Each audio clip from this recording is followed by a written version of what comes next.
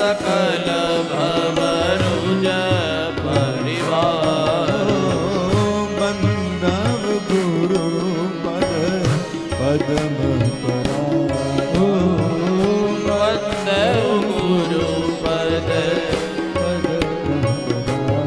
પહેલી વંદના ગુરુની કરી તુલસીદાસજી. શા માટે? ગુરુની તો વંદના કરી, પણ ગુરુના ચરણની રજની પણ વંદના તુલસીદાસજીએ કરી છે. બંધવ ગુરુપદ પદુમ પરાગા. ગુરુની વંદના સાથે ગુરુના ચરણની રજની વંદના કરી છે. કારણ ગુરુની પાદુકા છે ને, ગુરુની પાદુકા છે ને એ ભવ સાગર પાર થવા માટેની નૌકા છે. બહુ ધ્યાનથી કથા સાંભળજો, મારે બહુ ઊંડાણમાં લઈ જવા છે તમને. કારણ કે ગુરુ સ્થાનની અંદર કથા છે. અમરદાસ બાપાની તપસ્થલીમાં કથા થાય છે. ગુરુનો મહિમા મારે બતાવવો છે. ગુરુની પાદુકા એ ભવ સાગર પાર થવા માટેની નૌકા છે. ગુરુ ચરણના 4 વિશેષણો તુલસીદાસજી આપ્યા છે. 4 વિશેષણ. તમને કેમ ખબર પડે કે તમારા ઉપર તમારા ગુરુની કૃપા છે કે નહીં? જો આ 4 વિશેષણો તમને લાગુ પડતા હોય તો માનજો ગુરુની કૃપા તમારા ઉપર છે. એક સુરુચિ. 4 વિશેષણ માનું પહેલું વિશેષણ સુરુચિ.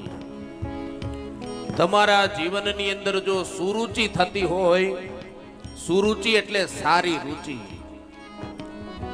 તમારા જીવનમાં સત્કર્મ કરવાની રુચિ ઉત્પન્ન થાય તો માનજો ગુરુની કૃપા તમારા ઉપર છે. તમારા જીવનમાં તમને સારા વિચાર આવતા હોય તો માનજો ગુરુની કૃપા તમારા ઉપર છે.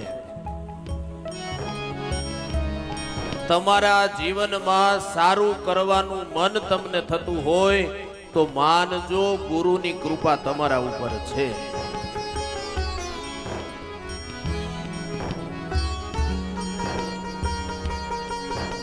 બીજું વિશેષણ આપ્યું સુવાસ.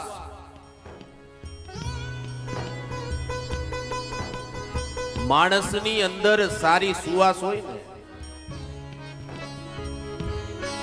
ભજનની સુવાસ હોય તો એ ભજનની સુવાસ જો પ્રસરે ને તો એ ભજનની સુવાસ બીજાને આકર્ષિત કરી અને ખેંચીને લાવે. મારા વાલા ભક્તો, આજ મને કહેવા દો, અકાળા ગામની અંદર અમરદાસ બાપાના ભજનની સુવાસ મને ને તમને કથાના મંડપ સુધી ખેંચીને લાવી છે.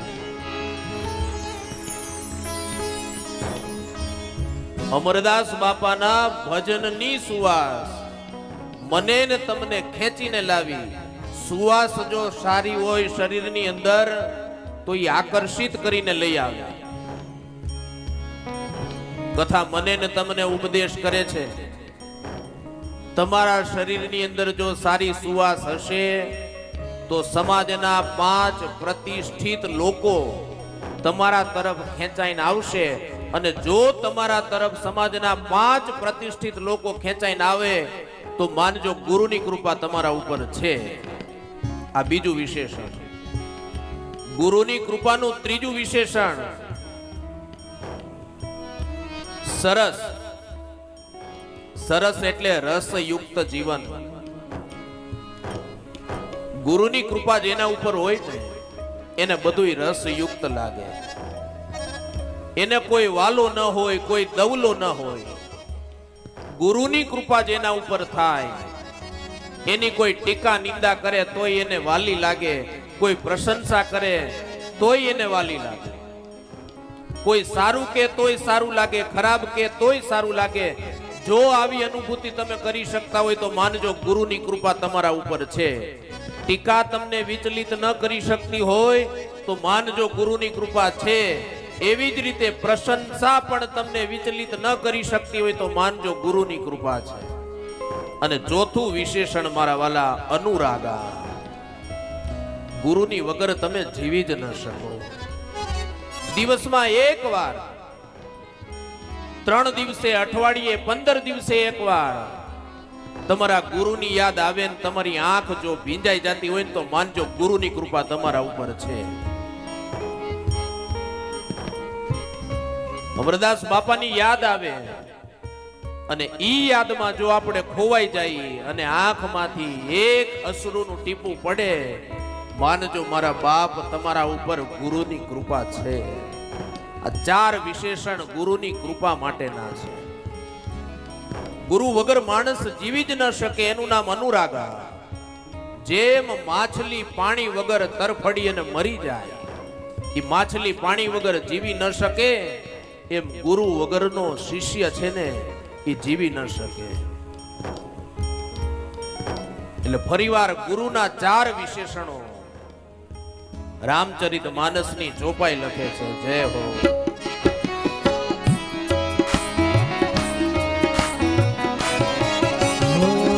બંદવ ગુરુ પદ પદ્મ પરાગો.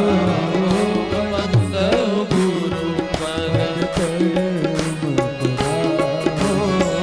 સુરુચિ સુહાસ સરસ અનુરાગો. સુરુચિ સુવાસ સરસ અનુરાગા. અમિય મુરી માય તુરન ચારુ. અમિય મુરે માય ચૂરન ચારુ. સમન સકલ અવરુચ પરિવારુ. સમન સકલ ભવ રુજ પરિવારો.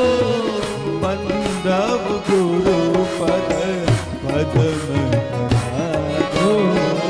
બંદવ ગુરુ પદ પદ્મ પરાગો.